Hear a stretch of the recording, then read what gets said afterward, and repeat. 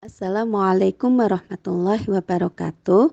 Innal hamdalillah nahmaduhu wa nasta'inuhu wa nastaghfiruh wa na'udzu billahi min shururi anfusina wa min sayyiati a'malina may yahdihillahu fala mudhillalah wa may yudhlilhu fala hadiyalah. Asyhadu an la ilaha illallah wahdahu la syarikalah wa asyhadu anna Muhammadan abduhu wa rasuluhu la nabiyya ba'da. Rabbi shrahli sodri wa yassirli amri wahlul 'uqdatam min lisani yafqahu qawli. Dalam kitab disebutkan bahwa hal-hal yang membatalkan puasa itu adalah wusulu syai'in au ainin, ya, masuknya sesuatu atau zat itu ya sampai kepada lambung kita gitu ya. Atau kemudian di dalam kitab yang lain disebutkan masuknya sesuatu kepada 5 lubang yang kita miliki, yaitu mulut, telinga, hidung ya, lubang depan ya, dan juga lubang belakang ya, kubul ataupun dubur. Nah, ketika ada sesuatu yang masuk melalui 5 lubang tadi, maka itu bisa membatalkan. Nah, itu salah satunya ya, karena keterbatasan waktu tidak akan kita kupas semua itu ya. Nah, cuman tadi terkait dengan hal-hal yang menjadi kekhawatiran kita. Nah, nanti akan kita bahas. Akhwatifillah rahimakumullah, marilah kita kupas kekhawatiran-kekhawatiran tersebut sesuai dengan apa yang ada di dalam Al-Quran, Sunnah, Ijma, dan Qiyas gitu ya.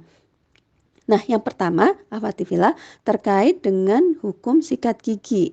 Bagaimana sih hukum sikat gigi ketika puasa? Haram enggak gitu ya? Halal enggak? Batal enggak puasa kita gitu ya? Sebagaimana yang disebutkan di dalam hadis gitu ya, bahwa Rasulullah itu menyenangi ya melakukan aktivitas gosok gigi. Sebagaimana disebutkan, seandainya tidak memberatkan umatku, maka aku akan perintahkan umatku untuk menggosok gigi ketika akan melakukan sholat gitu ya. Namun di dalam hadis riwayat Imam Bukhari disebutkan bau mulut orang yang berpuasa itu lebih harum di sisi Allah daripada aroma bunga kasturi gitu ya. Nah, artinya lebih dicintai oleh Allah Subhanahu wa taala.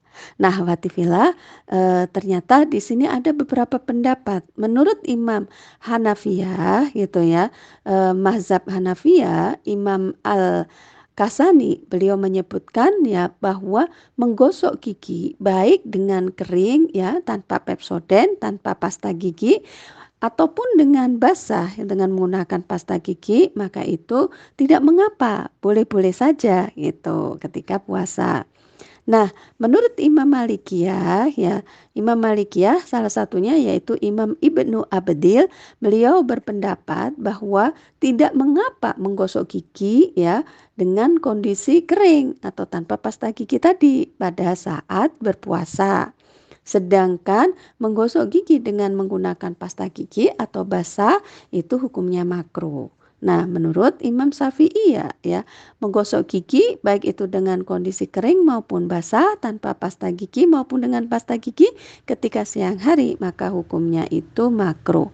Nah, diambil ya satu kesimpulan bahwa dari berbagai macam imam tadi, menggosok gigi itu tidak membatalkan puasa.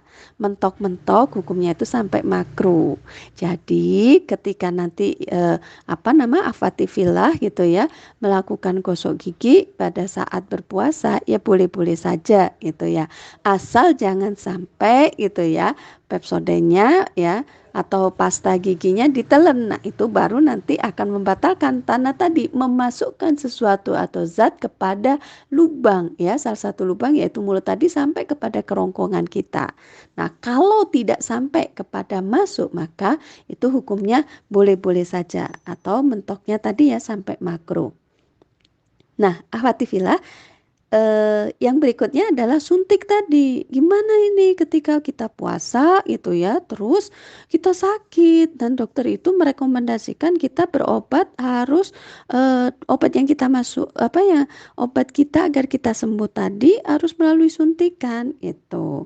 Nah, bagaimana itu hukumnya? Nah, ini juga ada beberapa pendapat ya, ahwatifillah. Kita lihat faktanya.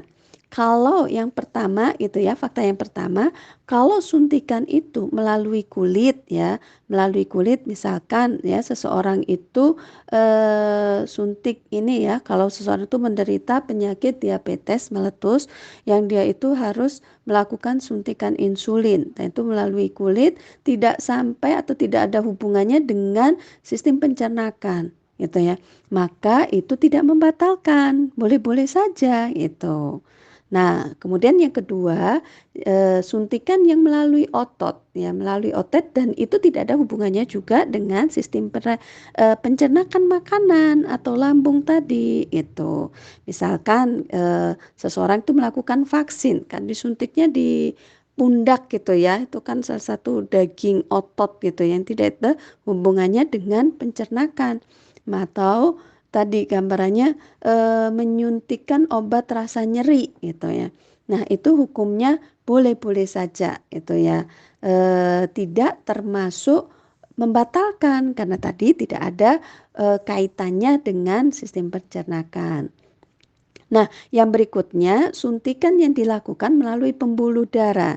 Nah, ini ada dua hal. Yang pertama ya tergantung dari obat suntikannya. Kalau obat suntikannya itu mengandung nutrisi yang kemudian menguatkan tubuh kita, meskipun itu tidak dimasukkan melalui 5 lubang tadi, tapi kemudian bisa mengenyangkan, membuat kita itu semakin semangat gitu ya, maka kemudian aktivitas suntikan yang dilakukan itu adalah bisa membatalkan puasa. Nah, contohnya salah satunya adalah infus.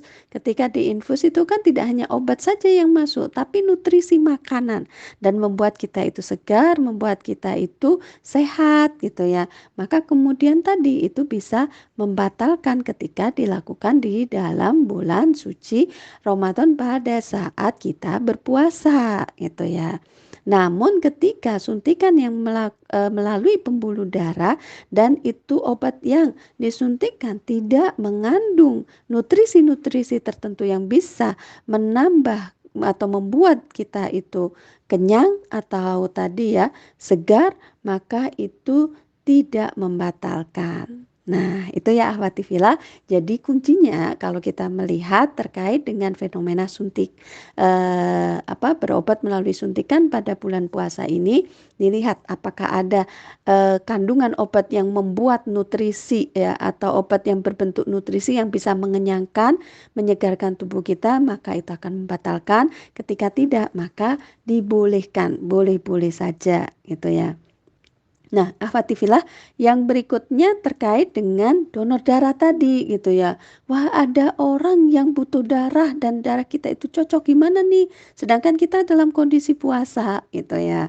Nah, akhwati fillah terkait dengan donor darah ini dikiaskan dengan aktivitas bekam. Nah, tetapi memang ada dua pendapat ya khilafiyah. Yang pertama itu ya pendapat yang membolehkan melakukan bekam pada saat berpuasa. Karena ini ada hadisnya Rasulullah itu melakukan bekam pada saat berpuasa itu. Sehingga itu yang menjadi dasar boleh seseorang itu berbekam. Sehingga ketika dikiaskan dengan bekam maka donor darah tadi boleh ketika dia dalam kondisi berpuasa gitu ya. Nah, kemudian yang berikutnya gitu ya. Tadi donor darah ya, dia mendonorkan darahnya. Tapi kalau kemudian dia menerima dari darah orang lain masuk ke dalam tubuhnya dan tadi kalau tidak ada tambahan nutrisi-nutrisi tertentu maka itu boleh. Tapi kalau sudah ada tambahan maka itu tidak dibolehkan. Nah, tadi yang pertama. Nah, yang kedua terkait dengan tadi masalah khilafiyah ya, masalah khilafiyah terkait dengan bekam tadi. Jadi ada hadis yang berikutnya itu menyebutkan bahwa orang yang dibekam dan orang yang membekam ya pada saat berpuasa itu membuat puasanya batal gitu. Kenapa? Karena pada saat dulu kalau bekam itu kan disayat-sayat ya, beda dengan sekarang ada alatnya gitu. Nah, disayat kemudian kalau membuat tubuhnya itu eh, lemes gitu ya, sehingga ketika lemes itu puasanya bisa terganggu. Nah, ini tadi bisa mendekati makruh atau kemudian bisa haram karena ketika dia lemes dan akhirnya sampai batal puasanya itu.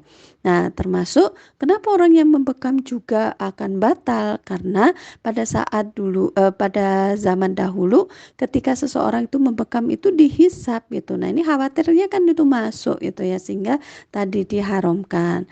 Nah, kalau dikiaskan dengan dalil yang seperti ini atau pendapat yang seperti ini, maka donor darah juga tidak dibolehkan gitu ya.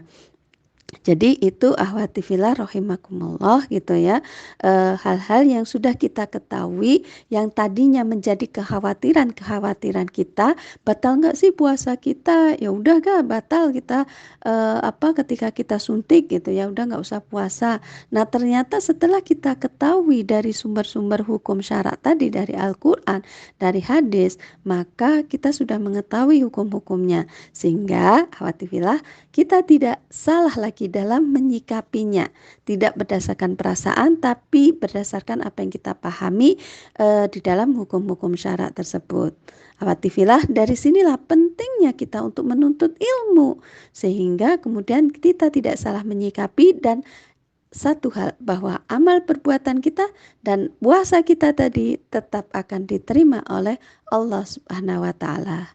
Demikianlah, mohon maaf atas segala kehilafan dan kekurangan. Ihdinas siratal mustaqim. Assalamualaikum warahmatullahi wabarakatuh.